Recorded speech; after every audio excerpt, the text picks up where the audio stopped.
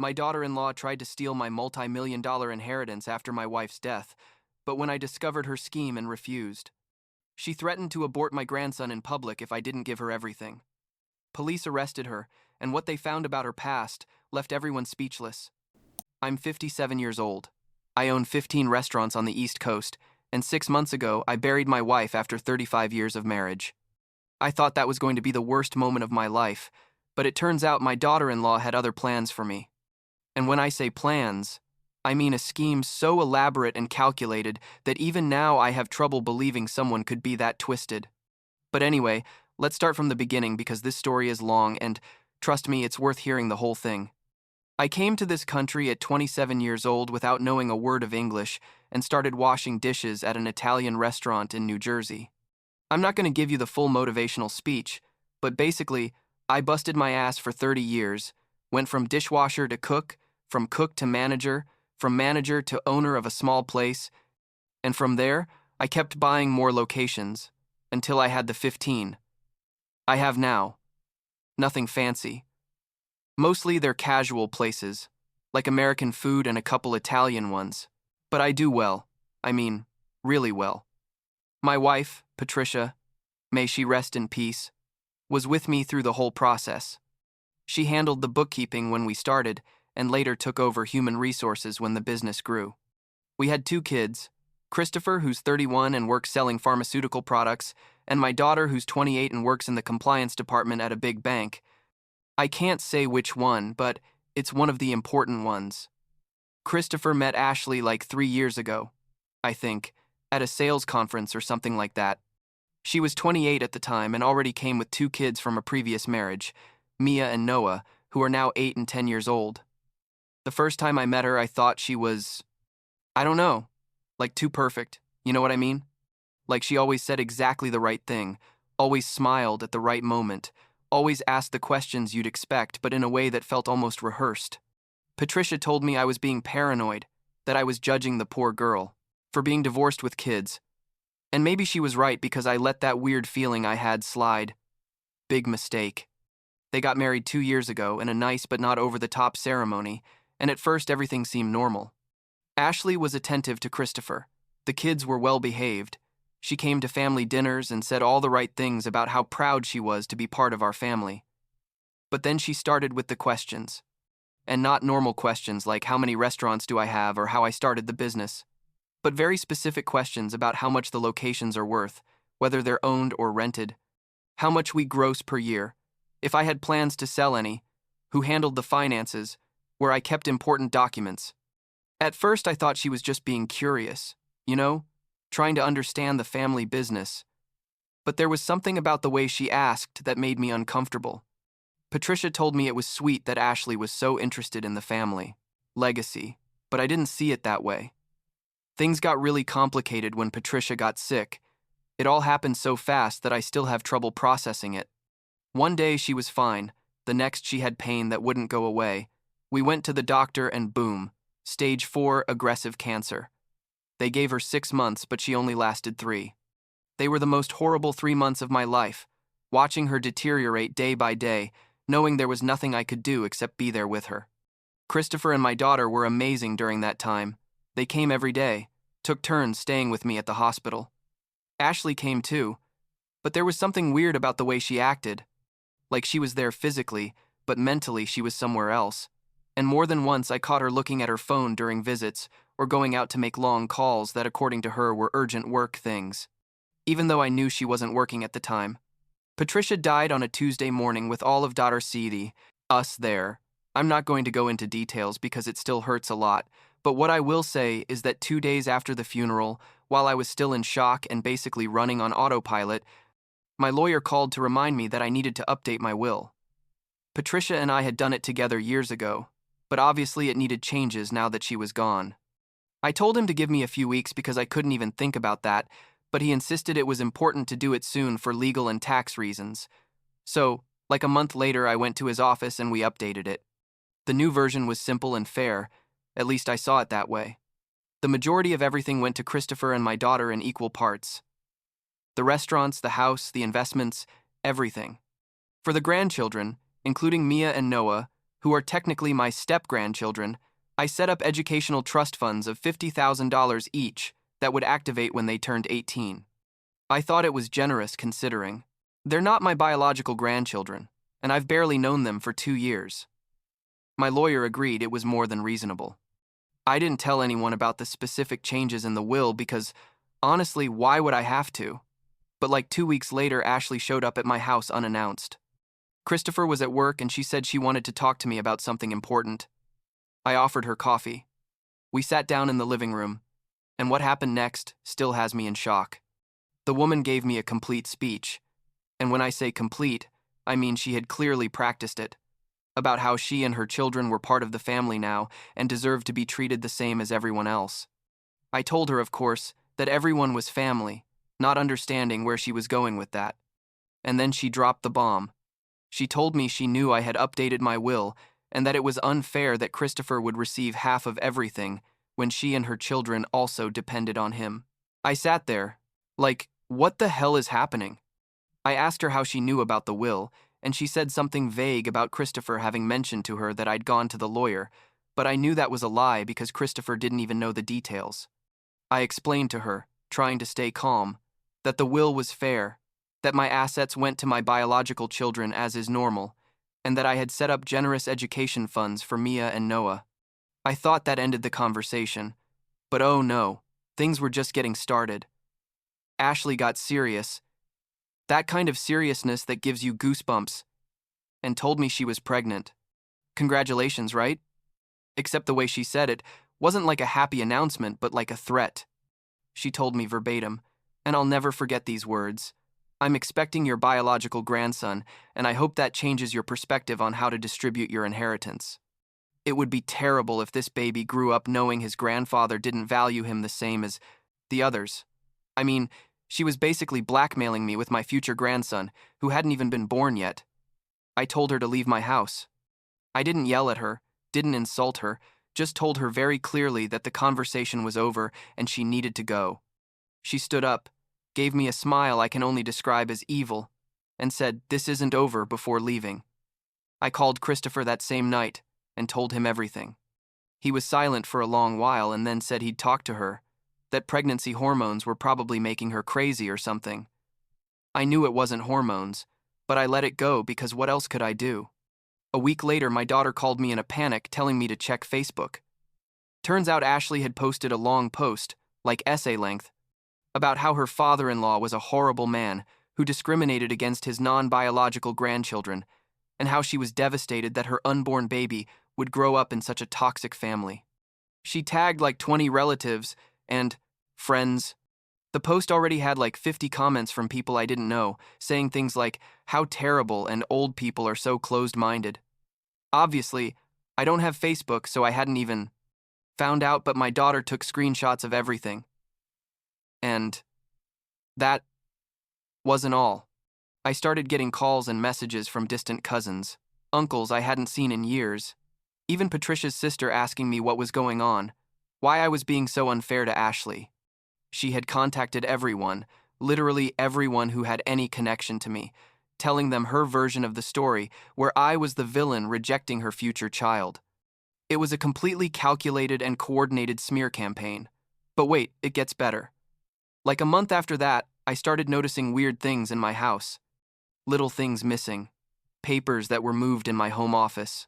Files I knew I'd left in a certain order that were out of place. At first, I thought I was going crazy, that the stress of everything was affecting my memory. But then I found a drawer in my desk that was forced open, like someone had tried to open it without a key and had damaged the mechanism. That's when I knew something really weird was happening. I called a friend who has a security company and asked him to install cameras throughout my house, but especially in my office. They were those small cameras you can barely see, that record all the time with motion detection.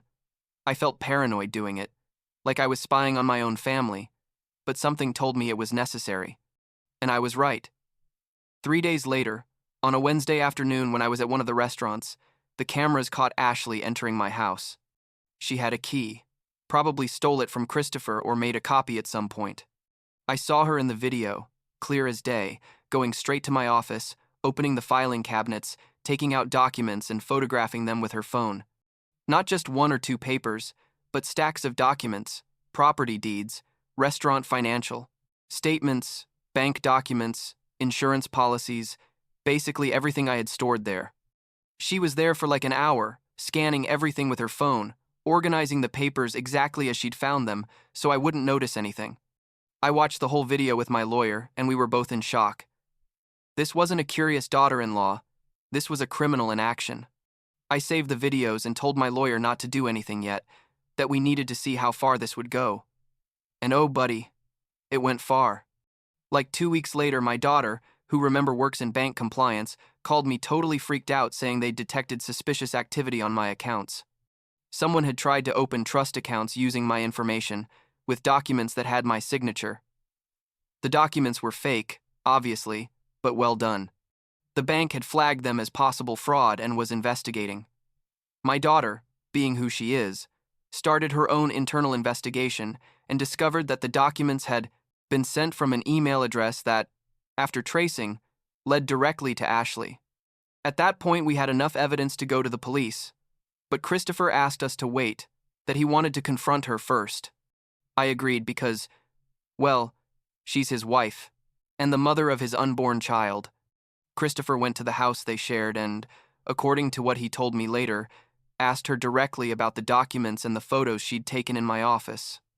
She denied everything, said she didn't know what he was talking about, that I was probably making things up because I'd never accepted her. He showed her screenshots of the bank emails and the security camera videos. That's when her attitude changed completely. Christopher told me she'd planned it all from before meeting him. He found a journal, like a planning notebook, where Ashley had written step by step her strategy to marry someone from a wealthy family and secure part of the inheritance. She had notes about Christopher, about me, about the estimated value of the restaurants, about how long she'd need to be married to have legal rights to properties in case of divorce.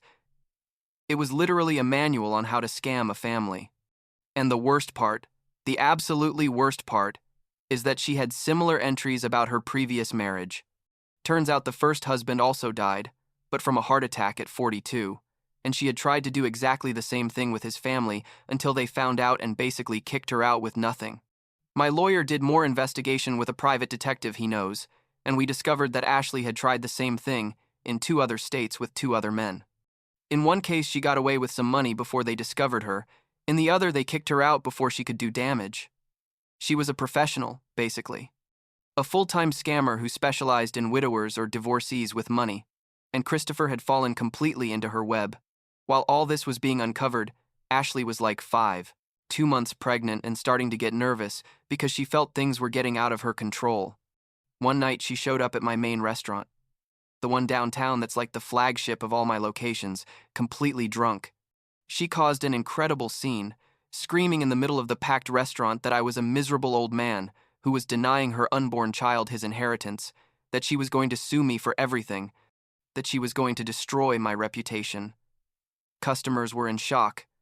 My employees didn't know what to do, and I was standing there trying to calm her down while she kept screaming louder and louder. And then she said something I'll never forget.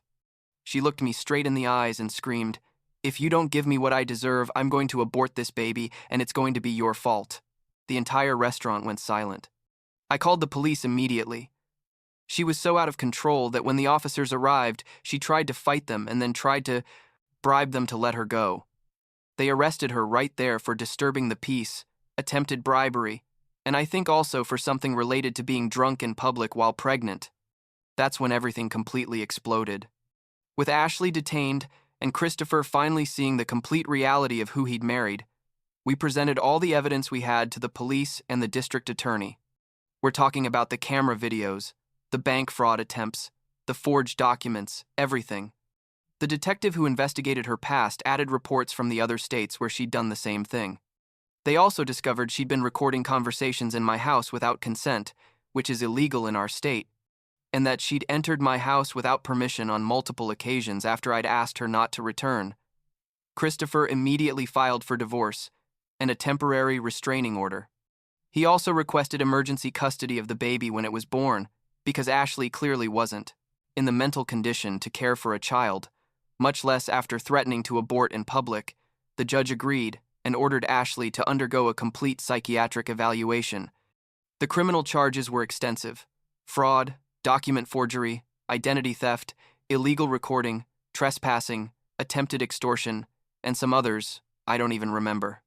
Her lawyer tried to argue she was mentally unstable due to pregnancy, but the history from 3 states doing exactly the same thing completely destroyed that defense. The prosecutor offered a deal. If she pleaded guilty to the main charges, she could avoid significant jail time and receive mandatory psychiatric treatment instead. She accepted because, basically, she had no other choice.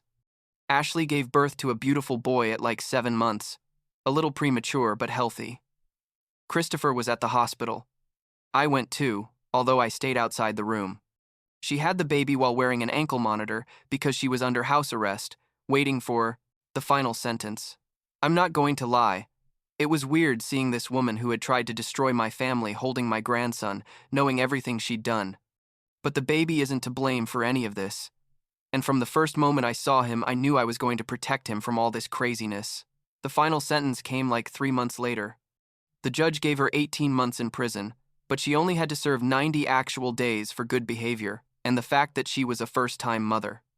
The rest is 5 years probation, with mandatory psychiatric treatment, community service, restitution for legal expenses and damages, and absolutely prohibited from contacting me or my daughter without legal supervision. Christopher received primary custody of the baby, with Ashley having only supervised visits twice a week at a family center. Mia and Noah, her other children, went to live with Ashley's parents because Christopher technically has no legal obligation to them since he never formally adopted them. And honestly, I think it's better for everyone that they're with their biological family. Now, 9 months after all this mess, things are finally calming down. The restaurants are actually better than ever because, ironically, all the publicity from the case attracted more customers. Christopher is being an amazing father despite everything. He has the baby with him most of the time, and he's in therapy processing everything that happened. My daughter has been a huge support both for her brother and for me. And me, well, I still miss Patricia every day. And I know she'd be devastated to see how all this unfolded. But I also know she would have been on my side. I kept the education funds for Mia and Noah because, again, it's not their fault to have a mother like that.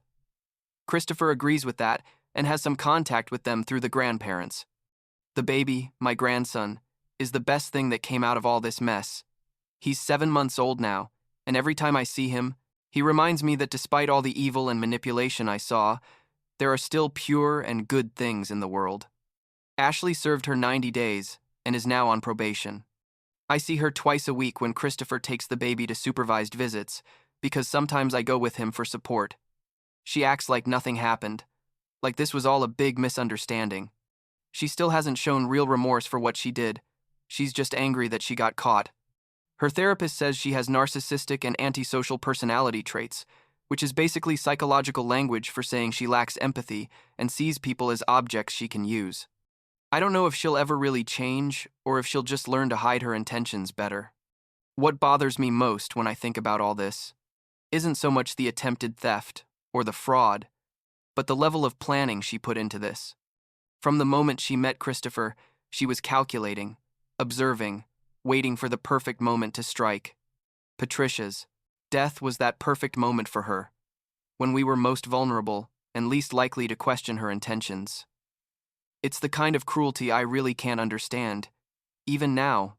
Christopher asked me recently if I'll ever be able to forgive her, and the honest answer is, I don't know.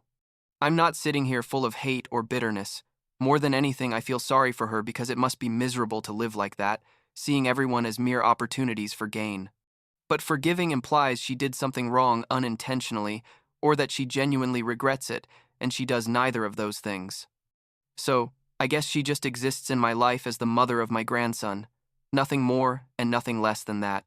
The restaurants keep moving forward. My family is closer than ever after surviving this together. And my grandson is growing up in an environment full of real love. Not the fake, calculated kind that Ashley tries to project. And that, at the end of the day, is all that really matters.